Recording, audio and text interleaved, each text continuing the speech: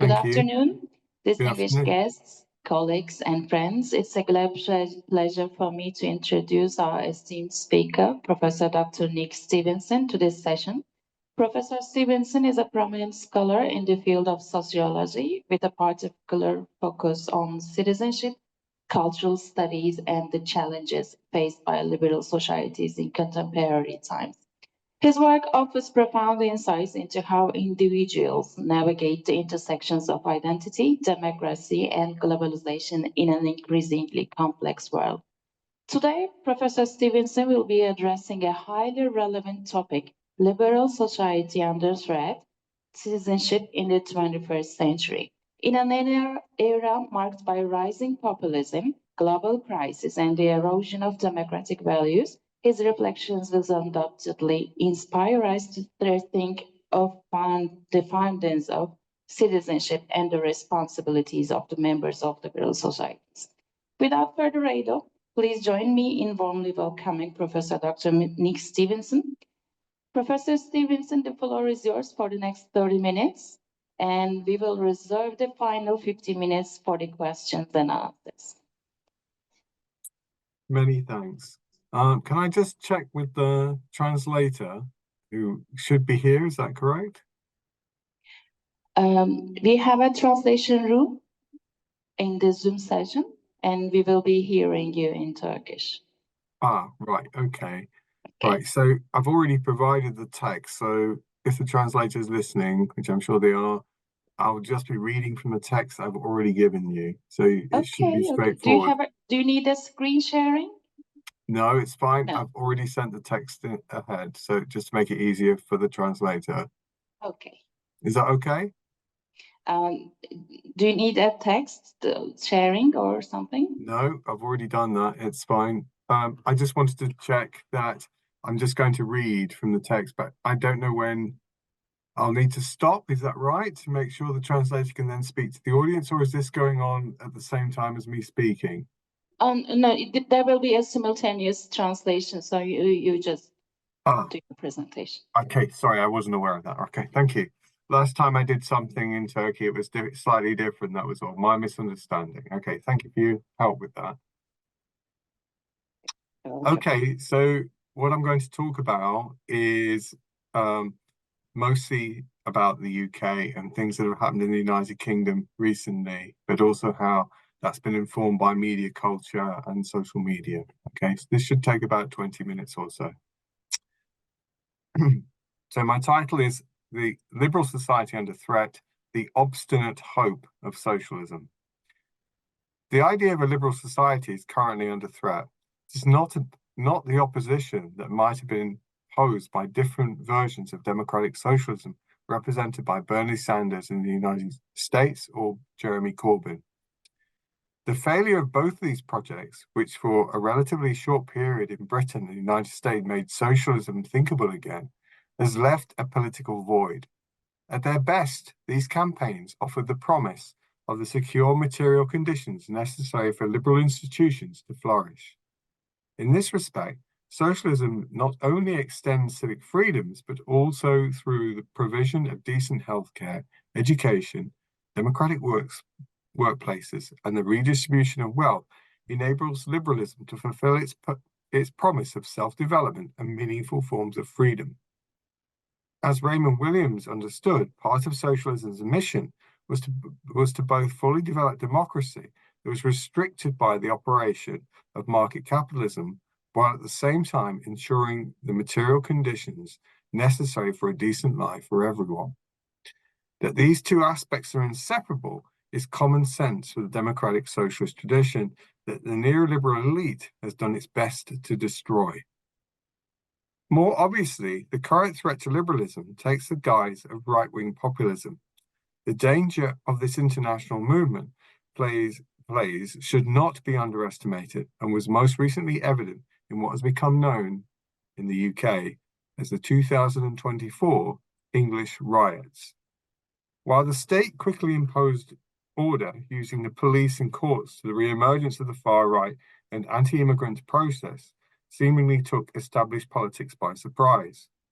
The use of social media, both to organize the riots and spread racism and disinformation, has now been well documented.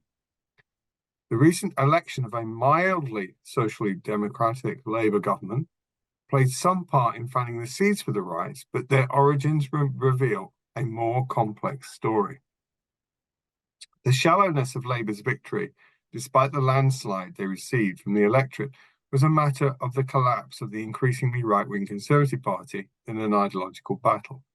In the 2024 election, the far-right Reform Party captured 14% of the vote within an ailing economy that has not recovered from the 2008 market crash. The collapse of many people's standard of living, low levels of investment, falling spending on health, education, and other public services all created the context of economic decline and growing inequality. This situation, along with the authoritarian grip that the current leader has over the Labour Party and the rejection of the range of socialist policies inherited from the ill-fated Corbyn era, gives cause for doubt that Britain's decline will be arrested soon. The broader neoliberal political economy has witnessed a massive transfer of wealth from the public into the offshore accounts of the global 1%, becoming the defining feature of the current era.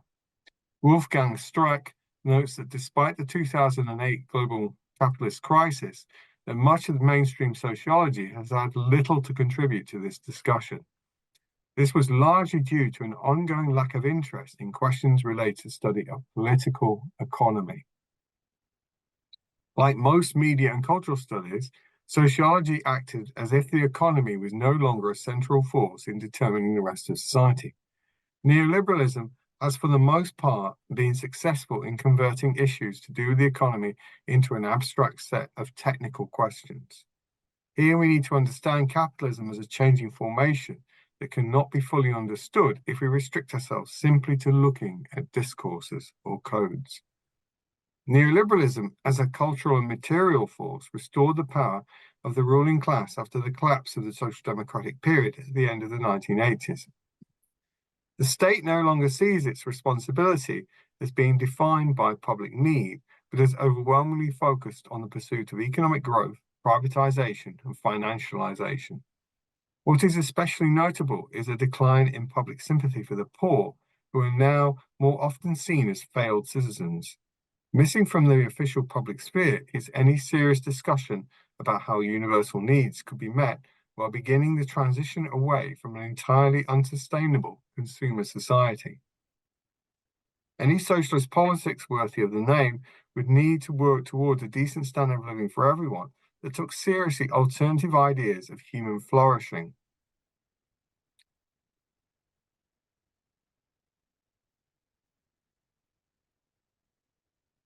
Beyond the empty promise of consumerism, this would include a greater emphasis on shared public goods like parks, libraries, hospitals, schools, public transport, networks, and housing. Socialism remains a resolutely materialist doctrine, recognizing along with Marx that while our shared needs find cultural expression, they are linked to our biological condition.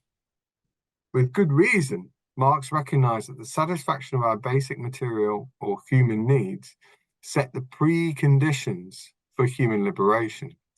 The problem, of course, is that under capitalism, the working class are both subjected to a hierarchical set of arrangements in the workplace, the threat of poverty, and poor social conditions that inhibit their capacity for self-development. As Norman Duras points out, that despite the argument that values cannot be derived from facts, this view is suggestive of the idea that the materialism of the body can be given a certain normative weight. It is only the most extreme relativists, for example, who would wish to argue there is an infinite variety of ways of eating or putting a roof over someone's head. The essential socialist vision remains a world beyond want and poverty that satisfies people's basic human needs within certain ecological limits. Right-wing populism is a resurgent force and needs to be distinguished from the fascism of the past. Mikhail Bolt Rasmussen has usefully identified some of the key distinctions in this respect. If the fascism of the 1930s sought to destroy the rule of law and free and fair elections, currently the right seeks to mostly work within these structures. It does this by appealing to a shared national community as opposed to those outsiders, namely refugees, migrants, and Muslims, who would seek to undermine it from within.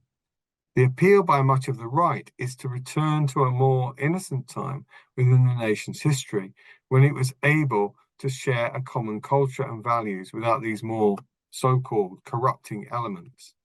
The populist right in this setting proposes simplistic and authoritarian solutions to complex problems. Within the English context, the right clearly has cultural roots built on the denial of history and the colonial past.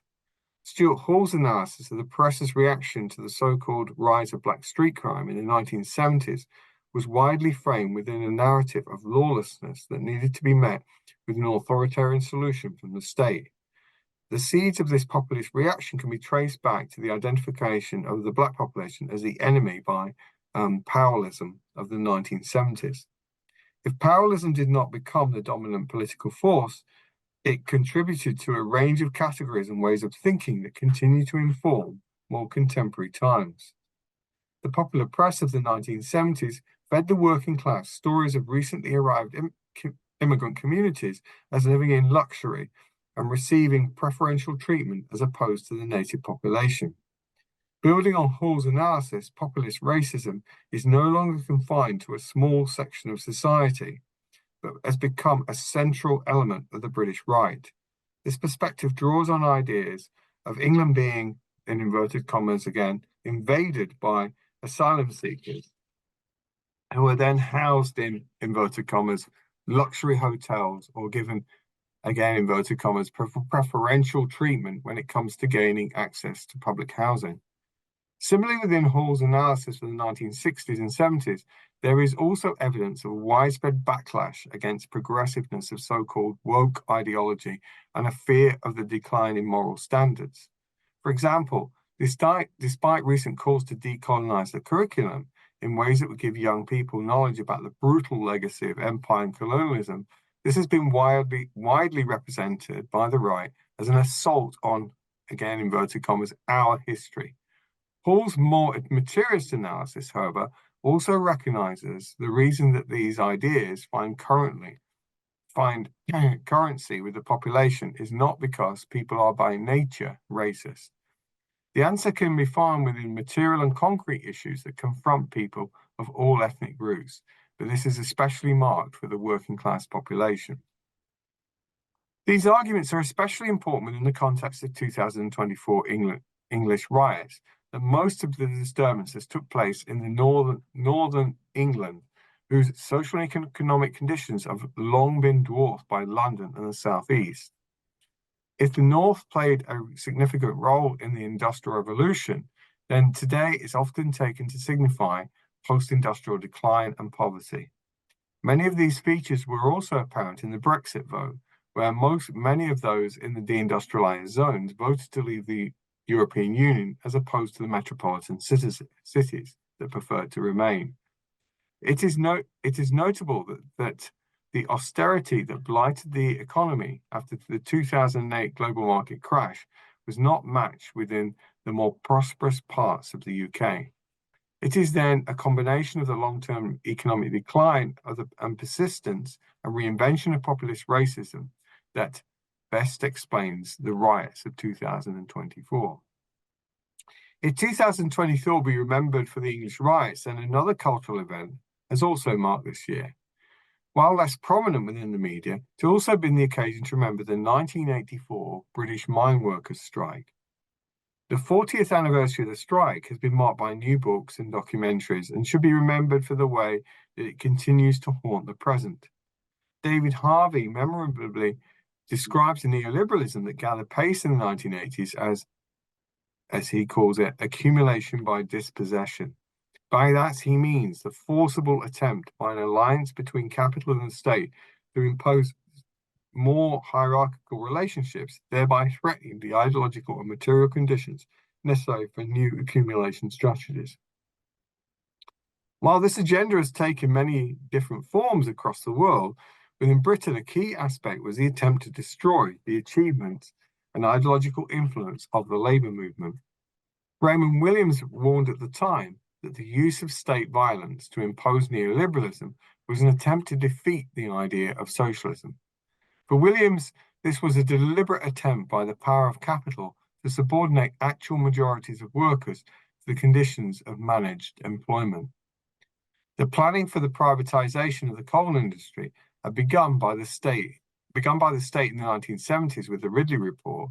This was then carried out by Margaret Thatcher, mostly fully supported by the powerful right-wing press and much of the British media.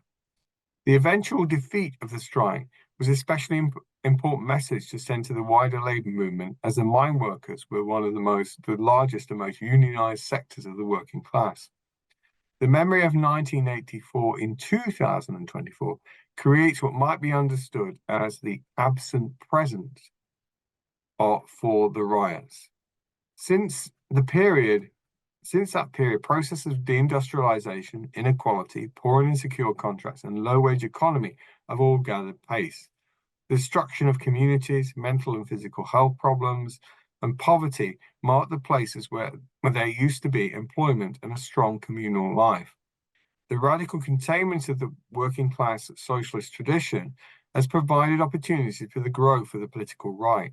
The uprooting of the socialist tradition from the lives of the working class and the worsening of material conditions of employment and long-term economic decline has created considerable opportunities for the political right to articulate feelings of anger and resentment that are felt by many people. Widening class inequalities and precarious conditions do not necessarily create racism, but these changing material conditions have led to some to find solace in racist anti-Muslim sentiment. If neoliberalism is a matter of materialist politics, however, then so is communication. Raymond Williams summarizes what he means by cultural materialism as, and I quote, a theory of culture as a social and material productive process. This means that practices like watching the news and scrolling information on your mobile phone are as material as selling your labor. In Raymond Williams's terms, electronic media should be seen as a material means of production. The historical development of mobile phones and social media has mostly been determined by social and historical processes that can be linked to the development of capitalism and the need for new markets. While this does not rule out social media being used in radical social movements, it is just that this can be easily exaggerated.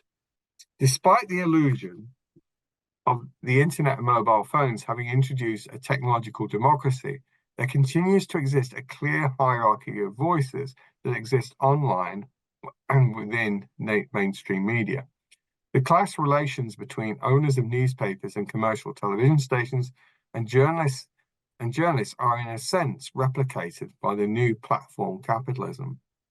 As Raymond Williams noted, the socialist demand for I quote, educated and participatory democracy is not best served by increasing the control of the means of communication by large-scale corporate concerns. That much social media allows content that is demonstrably false, ill-informed, and manipulated has become increasingly evident. Kate Soper and Martin Ryle also point out that instead of fostering the conditions for cultural self-realization and the development of an intellectual culture, social media has fostered the opposite. There is nothing necessarily progressive about modern electronic cultures, given the role it plays in narcissistic display and a culture of easy gratification. More often, social media is a place of quick and easy sensationalism and addictive behavior. Despite the popular view that social media, quote, gives everyone an equal voice, this is clearly untrue when we consider the ongoing power and amplification achieved by corporations or well-known celebrities and political figures. There is also the widely recognized role that social media plays within propaganda, lies, and fake news. Julia Ebner, currently head of the Violent Extremism Lab at Oxford University, describes how the riots of 2024 not only brought together a diversity of nationalist groups, but were able to do so due to the unregulated nature of social media.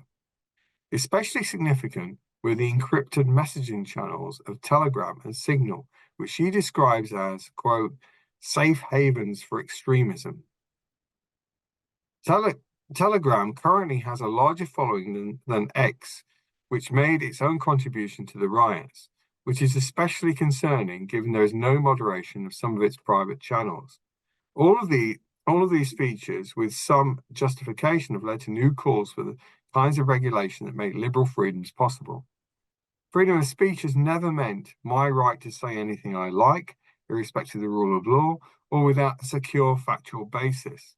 These issues are clearly linked to questions of ownership and control and will require a large-scale struggle of those who wish to preserve the last remnants of a democratic public sphere against those who prefer an unregulated and ill-informed marketplace. There are others who take this argument much further. Much of Franco Berardi's writing is suggestive of some of the harms that come along with social media and the internet.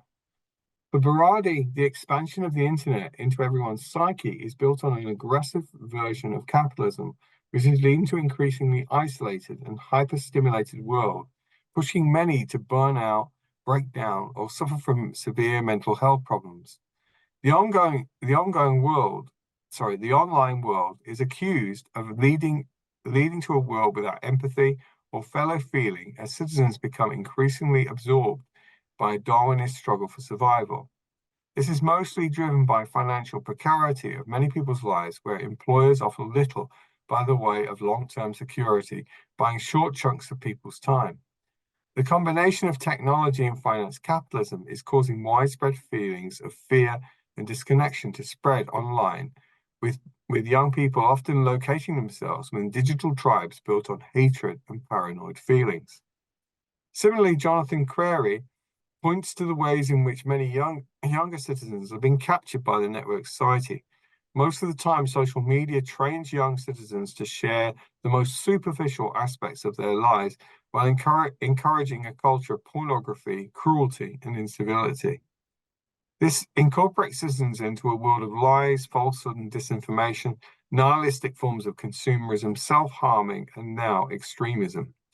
Crary points out that and this is a quote from Crary, the internet is the digital counterpoint of the vast, rapidly expanding garbage patch in the Pacific Ocean.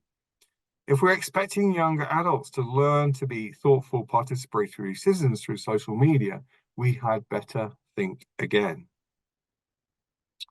Crary also explores the ways in which addictive technologies increasingly separate contemporary citizens from the ongoing violence that's being done to the natural world. The so-called attention economy undoubtedly makes millions for the billionaire elite and the super rich, but the flood of information has done little to alert people to the considerable harm being done to the planet by the high carbon lifestyles of the global middle class. As a response to these arguments, we might sensibly think of ways in which we can begin to degrow an over-reliance on technological devices, while at the same time suggesting they can serve useful purposes. To do this will require a culture that sees human flourishing less through the lens of a frenetic consumerism or the obsessive pursuit of money, but through the importance of care, loving human relationships, free time, education, learning to play music, and generally a slower pace of life. We should also think about the considerable amount of ecological junk that is produced by new waves of communicative technology, with greater regulation could be more usefully repaired or recycled. This would require the building of an economy and society that was both more egalitarian and more ecologically sensitive. So just to round up then, a more materialist argument would begin with the view that any talk of communication would also need to begin with, and this is a quote from Williams, the recovery of specifically alienated human capacities. The dominant neoliberal hegemony is deeply misleading in this respect. The ideal neoliberal citizen that spends their time online consuming images is also probably someone who is working long hours at a job over which they have very little control. The reason that many workers accept jobs that they find boring is because they find some compensation through the pleasures of consumption.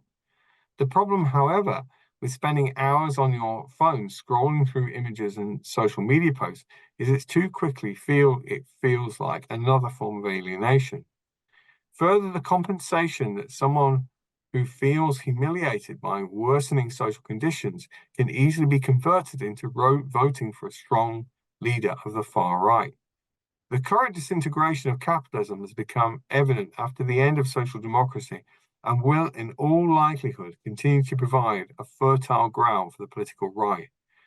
The new global capitalism is no longer dependent on the reproduction of the national workforce, but secures its wealth through global finance, speculation, and tax avoidance. This has turned everyday life into a battle to survive within a context of diminishing resources and growing inequality. Unlike the 19th and 20th century, the system is no longer faced by an international socialist movement that offered both hope of a better future and considerable resistance. Until the situation changes, the populist right will, without doubt, continue to flourish. The problems of the contemporary world continue to have a material basis, just as they have done so in the past. They are not to be resolved by either uncritically blaming technology or the people who are the victims of the uneven development of capitalism. To deal with these issues, the left needs to move away from some of its current obsession with post-human futures or some of the narrow versions of identity politics. This will require that we recognize, along with Raymond Williams, that we are currently, I quote, not materialist enough in our thinking. Thank you very much. Thank you very much for your deeply reflective and thought-provoking presentation. And we can allocate the final 15 minutes for the questions. The first question is coming from me.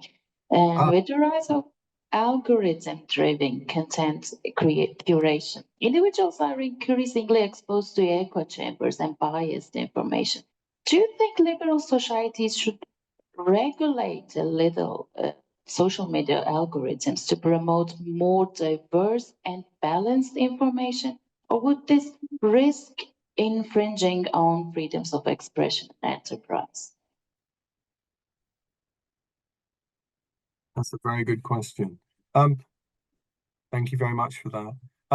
Well, firstly, liberal society depends upon a diversity of opinion and diversity of viewpoints. There is no liberal society where everybody thinks the same. If everybody thinks the same, it's most likely that we're in the grip of a kind of deeply authoritarian society. I certainly think that we need new forms of regulation. I don't think there's any doubt about that. And you can see in recent events that people are moving away from X into other social media platforms. I cancelled my account on X after the English riots, after I saw some of the things that were going on that particular website, and I'd encourage other people to do the same. However, I don't think just voluntary unsubscription is anywhere near kind of enough. In the United Kingdom, we're quite lucky in many respects because we have something called the BBC. We have a tradition of public service broadcasting, which is not perfect by any stretch of the imagination, but it does require a certain, it has a regulatory framework, and within that framework, there are fact checking. There is some attempt at diversity, which could go much further. I think that there's an issue that it does tend to concentrate on the different opinions of the leaders of the political parties, and we need a much more, kind of diversity of opinion. But you can't have that without a certain amount of regulation. So what I'd like to see really is, rather than say powerful platforms like X or Facebook or some of the others that have gone on, that really they need to be much better sort of regulated. They need to be brought into public ownership, really. I'm afraid we cannot trust these elite billionaires to do anything other than to serve their own interests. And if we persist on allowing these very powerful people to run these platforms, then I'm afraid, a whole load of lies, disinformation, things that are just factually incorrect will continue in the future. I don't know if I've answered your question, but that's largely what I think about it. That was a great answer. Thank you. And the second, is there any question? Mikrofon alabilir miyiz? Var mı mikrofon? The second question is coming from our audience. Türkçe sormak Tabii. istiyorum.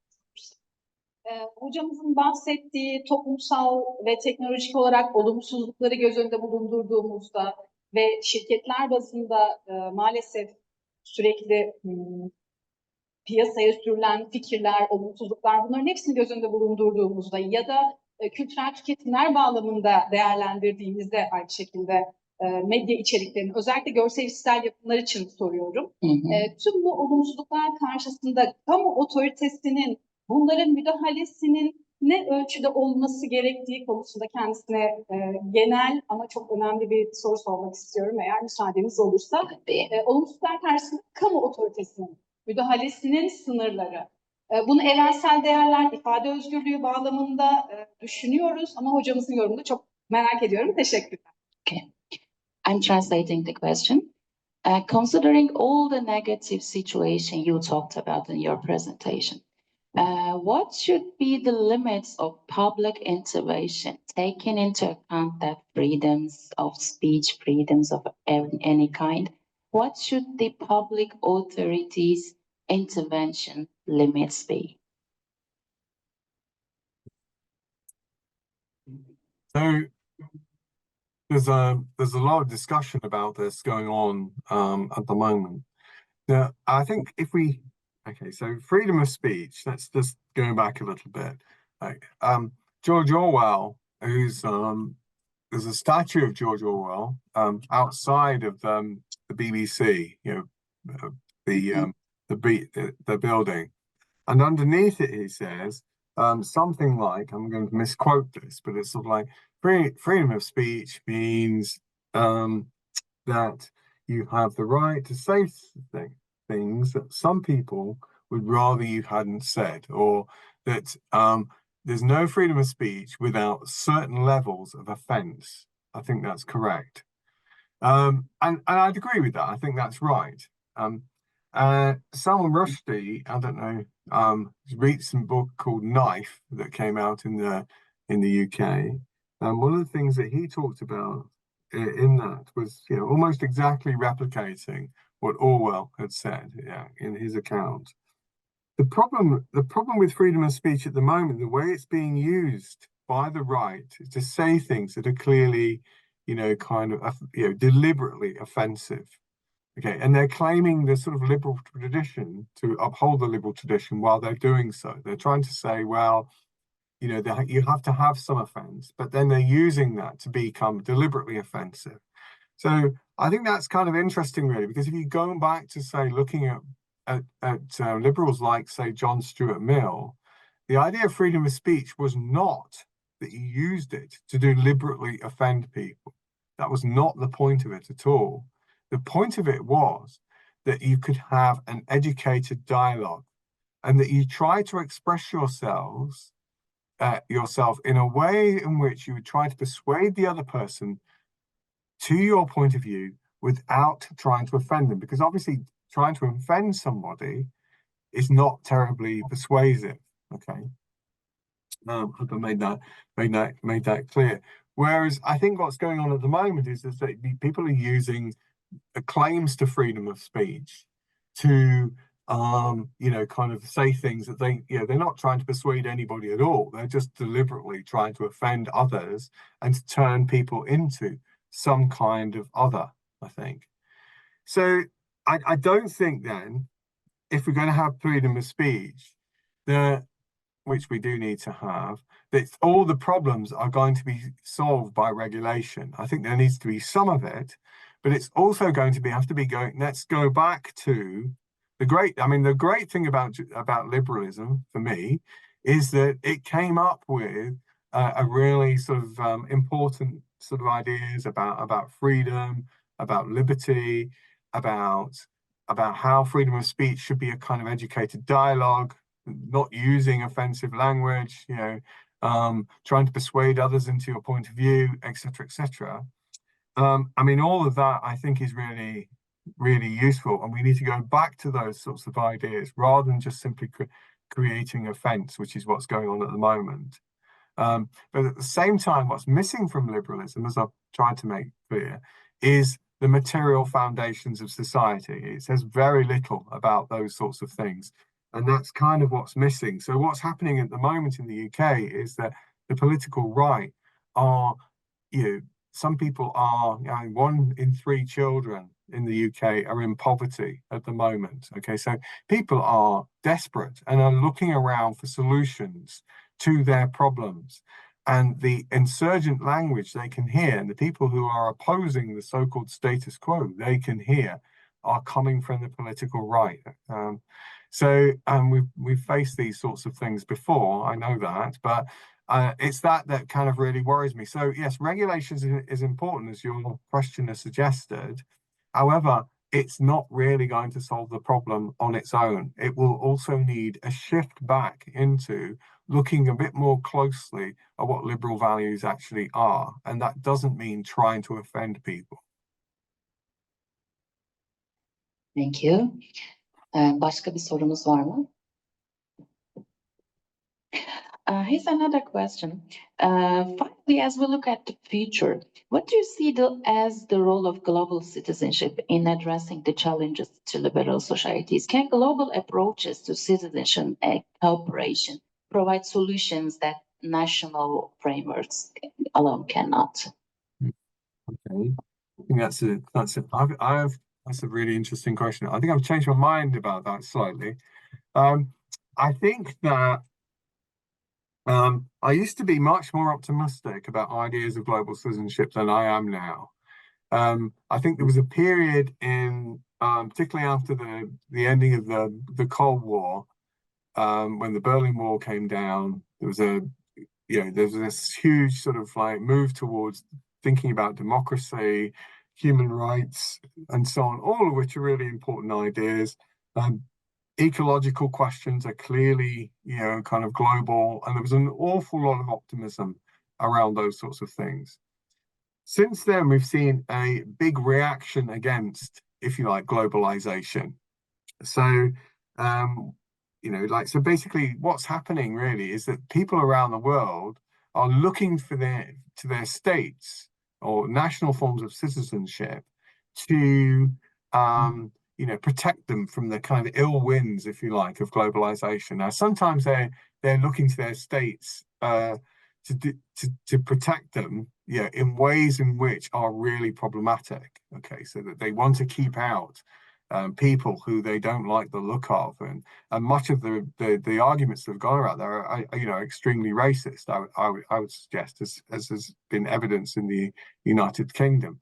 So some of the anti-Muslim rhetoric that's gone on in the UK is about the country being invaded by asylum seekers. These people are of, and again inverted commas, of kind of foreign origin, etc., etc.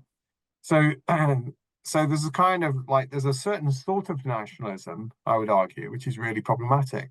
However, the problem with then you think, well, okay, maybe we should go to global citizenship. The problem with that is that for most people, many people, the talk of global citizenship feels unrealistic. Okay, they experience themselves as being members of a particular nation. When they think about citizenship, they think of our society. They think of, their nationhood. The language of nationhood is, still really powerful. One of the ideas of globalization was meant to be the idea that, well, people would start identifying with their national belonging a little bit less, and that really has not happened. However, there's nothing necessarily wrong or bad about looking to your nation state to protect you in certain sorts of ways. It just depends on how it's done. So I'm not so optimistic any longer about just simply looking to global citizenship, because I just don't think it speaks a language of culture and identity and belonging, which many people feel connected to. the nation state. And there are versions of nationalism historically, which we can point to. You know, a lot of the decolonial movements were national in origin. They were trying to get rid of kind of foreign powers and so on. Or you think about the setting up of in Western Europe, the sort of like of the welfare state and all those historical achievements by labor movements. A lot of them depended upon national forms of identification as well. So there's nothing necessarily really reactionary about national citizenship. It depends on how it's done. So my worry is that global citizenship for most people feels too abstract and has very little to say about how they understand themselves and their identities. Thank you for your answer. And this concludes our session. Thank you for your presentation. You have offered us very compelling and thought-provoking insights on citizenship in 21st century. And Can I just say many thanks for the invitation. I really appreciate being invited today. It's a great pleasure. I should have said this all at the beginning. I'm sorry. It's a great pleasure to talk to all of you, and thank you for being such a good chair. I really appreciate it. Thank you. Thank you. It's an honor to have you here. I'm extending my colleagues and friends hi to you, and take care. Goodbye.